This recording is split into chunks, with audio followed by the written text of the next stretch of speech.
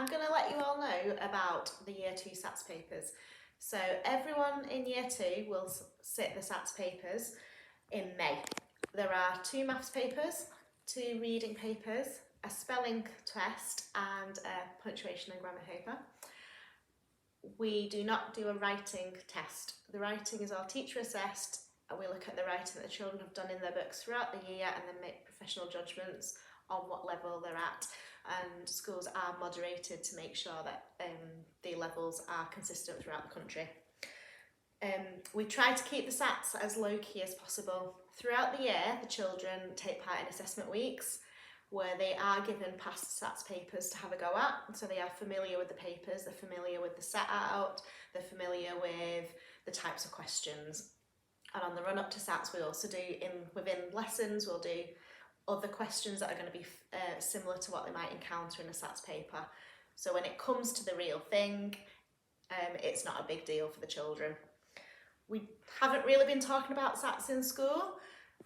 They know that we're going to be doing assessments over the year, but like I said, that's normal for them. We tend to call them either quizzes or just assessments. We don't really use SATs because it's a word that's used a lot around the world and all the country, and it is a word that tends to stress families and children out, so we just kind of avoid saying it as much as possible. So don't be surprised if the children don't come home and say anything about it.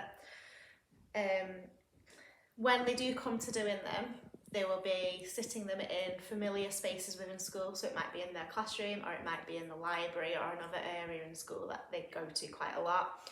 Sometimes they'll be in small groups with an adult that they're used to working with, so we just try to make it as stress-free as possible.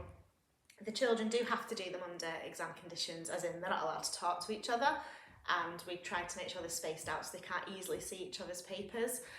However, they're not officially timed, so we have a guidance about how long each paper might take, but they're not strictly timed. So we don't say, you've got to stop right now. We do look at how the children are getting on, and if we feel like they are becoming stressed out, then we would stop the test for them. However, we do encourage them to have a go as much as they can and try to get through as many questions as they can. If they do need a break for the toilet, they are allowed to do that as well. If you have got any questions about SATs, please feel free to come and speak to any of the Key Stage 1 staff. We've got plenty of time to talk through it. We do suggest that you don't practice lots of SATs papers at home.